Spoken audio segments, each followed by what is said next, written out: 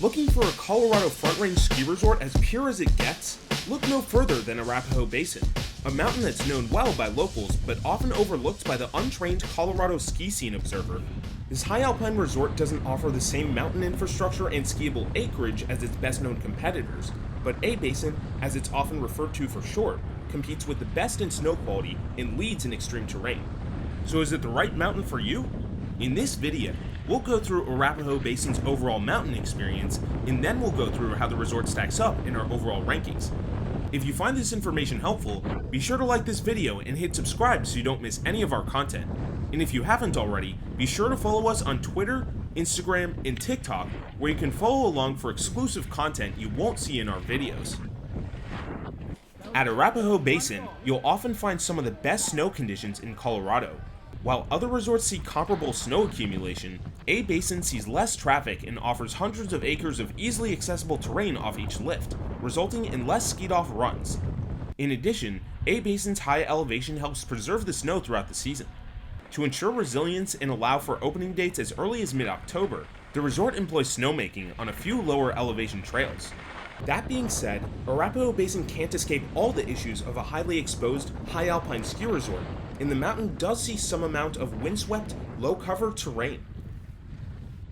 At just over 1,400 skiable acres, Arapahoe Basin is somewhat smaller than most of its destination competitors. Despite this modest footprint, A-Basin is still quite sizable compared to most regional mountains and offers a wide variety of terrain. Across its footprint, the resort features a high alpine biased mix of bowls, glades, and below treeline slopes. Arapahoe Basin has some beginner options, but the resort is not ideal for this ability level. Only 6 green trails exist, and they're all located on the lower half of the front side, meaning less proficient guests can only access a fraction of the mountain. The Molly Hogan Bunny Hill does provide a dedicated, isolated learning area, but A-Basin's main mountain greens are on the steeper side, and might be considered blues at competing mountains. Just about all Colorado competitors offer better green terrain. Arapahoe Basin's blues are also steeper than usual, but the resort really starts to flaunt its strengths at this ability level. While those used to intermediate runs at other mountains should probably warm up with one of A-Basin's greens, most blue trails are consistently groomed, and they span every terrain zone of the resort. A-Basin offers traditional below treeline cruisers and some intermediate glades, but it really stands out with its groomed above treeline bowls. Both the Lenawee and Montezuma areas provide access to this type of terrain in spades, offering unique opportunities for extensive high alpine intermediate skiing and riding. It is worth noting that the 2 blues in Arapahoe Basin's Beavers area are the steepest at the resort, and guests who plan to enter this area should be comfortable with every other blue on the mountain. Arapahoe Basin also offers 2 terrain parks, one of which is the highest in all of North America. No one will confuse these parks for professional setups, but they're still pretty decent, including a good mix of rails, boxes, and jumps, as well as a quarter or half pipe depending on the season. To truly feel at home at Arapahoe Basin, guests will want to have at least an advanced level of skiing or riding proficiency. Even Arapahoe Basin's single black runs are rarely groomed, with demanding pitches and a range of tough obstacles. Visitors will especially appreciate the Beaver Zone for tight advanced level trees and bowls, while the Lenawee and Zuma areas also feature this type of terrain in less extensive portions. Some of the Lenawee blacks are fairly short, and these are probably the best trails to start on after progressing from intermediate runs. For traditional, below treeline advanced level bump runs, the Black Mountain Express is the place to be. Arapahoe Basin boasts truly demanding expert terrain and is arguably the most challenging ski resort in the Colorado Front Range. Every double black run at the resort boasts an extremely steep, continuous fall line. Even a single fall on one of these runs means risking a lengthy tumble down hundreds of feet. For lift service double blacks, guests will want to head to the Pallavicini chair, which provides lappable access to long, high consequence glade and mogul runs. This area features an abundance of rocks and cliffs, and the toughest lines require mandatory straight lining or cliff drops. A good number of lift-served expert runs exist off the west ridge of the Zuma chair as well. A notable portion of A-Basin's expert terrain, including the vast majority of its truly extreme runs, lacks direct lift service and requires hiking. Some runs involve hikes to get in, while others require hikes to get out, but all pair with steep, thrilling powder terrain. Arapahoe Basin's marquee extremes are located on the striking east wall. It often takes months into the season before this area opens, but the trails served by the hikes in this area are true expert-only lines. Every east wall run is dauntingly steep, with many featuring narrow, rock-lined segments or what feel like near-vertical drop-ins. During low snow times, guests may have to downclimb into certain runs using a rope for stability. But some may argue East Wall isn't A-Basin's most extreme terrain zone anymore. The recently added hike-back steep gullies, some of which offer an early cutback to lift service, should be skied with substantial forethought. These runs include unmarked cliffs and rocks that present extremely hazardous situations if you end up in the wrong spot, and they can require feet of straight lining with no room to turn. Even disregarding the terrain itself, experienced skiers and riders may find themselves unexpectedly struggling on A-Basin's terrain due to the altitude. The resort's hikeable terrain tops out above 13,000 feet, a few thousand feet higher than the highest terrain at many competing mountains. This, combined with profound wind exposure, makes the upper mountain hikes tougher than they already look. Be sure to use extra caution before attempting anything risky, and for best practices, consider packing water or bringing a ski backpack on these uphill routes. Thanks in part to its vertically oriented footprint and singular base area, Arapahoe Basin is refreshingly easy to get around compared to its sprawling Colorado competitors. Even when going between mountain pods, flat terrain sections are rare, and in the one case there actually is flat terrain, the mild uphill slope from the top of Lenawee to Zuma, there's a short rope tow to tug you along. Clear signage is critical for a resort like A-Basin with multiple hikeback runs, and luckily, the resort maintains gates before any non-lift served terrain and posts direct, intuitive signs along trails. A-Basin's biggest on-mountain downside has historically been its lift infrastructure, but the resort has deployed significant enhancements in recent years. For the 2022-23 season, the resort replaced its Upper Mountain Lenawee triple chair with a state-of-the-art six-pack. This upgrade gives A-Basin its second high-speed chairlift after the Lower Mountain Black Mountain Express, and makes spending time in the high alpine significantly more enjoyable. That all said, more than half of A-Basin's lifts are still slow. The pain is felt worst on the Zuma and Beavers lifts, where skiers and riders will have to put up with lift rides of up to 10 minutes to get out of these areas. Thankfully, Arapahoe Basin's lack of serious crowds helps mitigate these lift deficiencies. Even on peak days during the course season, lift lines rarely extend past 10 or 15 minutes, if that.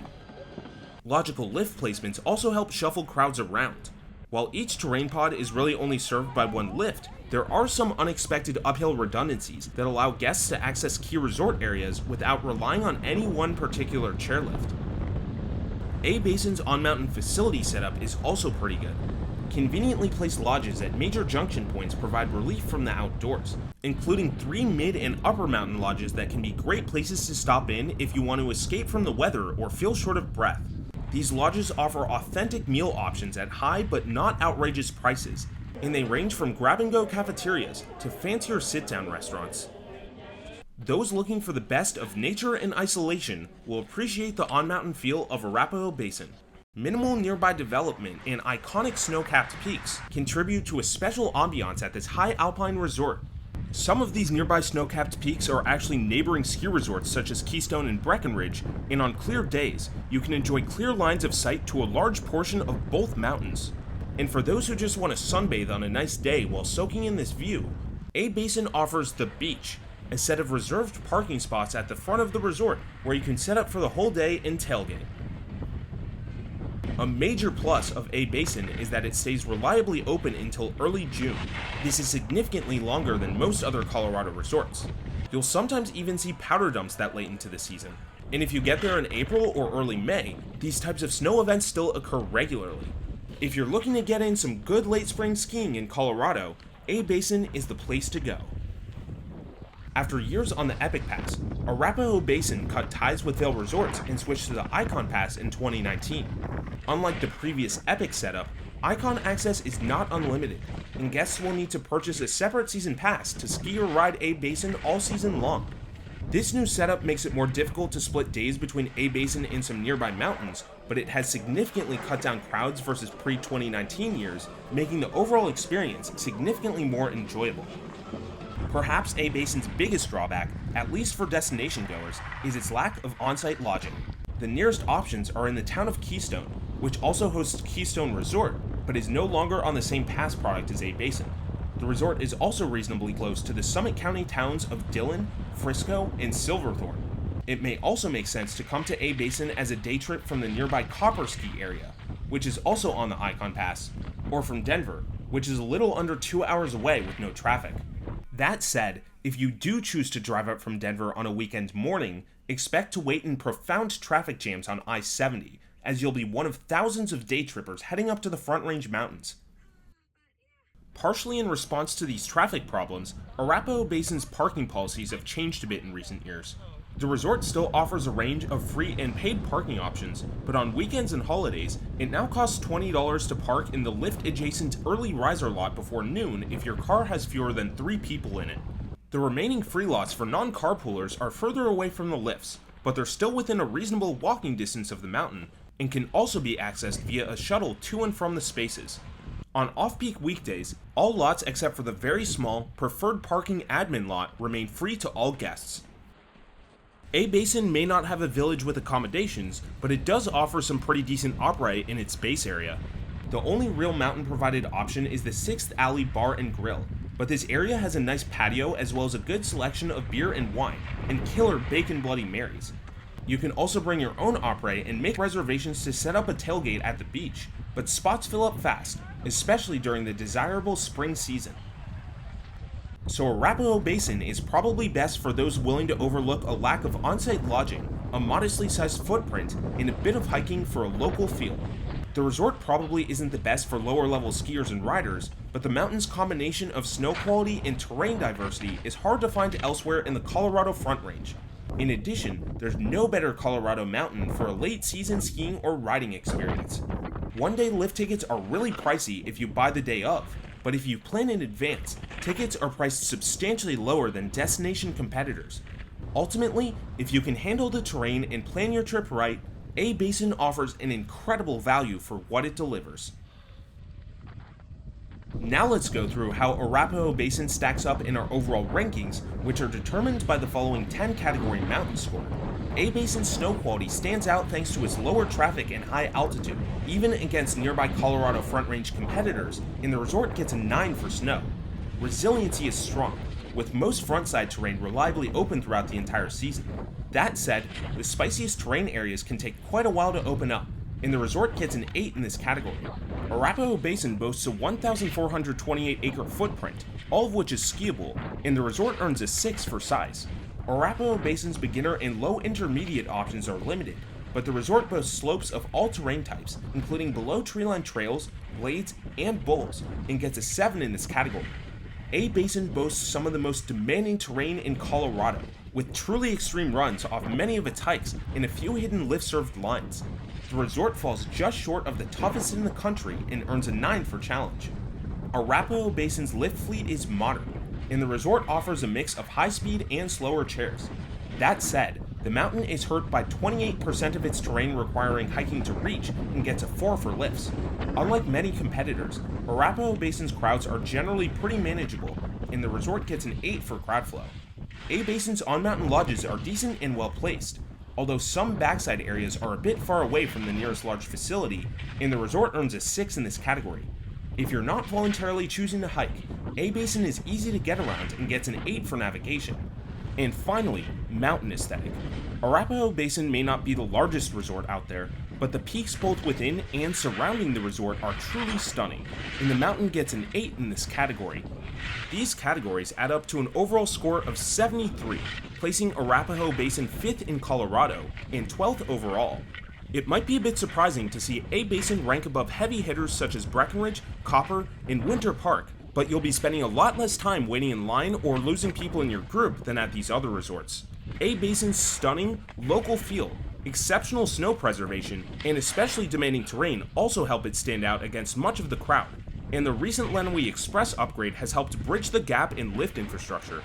The resort's continuing investments have helped it stand out, and we'd argue it's successfully carved a niche for itself in this crowded Colorado field. For more information on Arapahoe Basin and over 80 North American destination ski resorts, check out peakrankings.com. See you for the next one.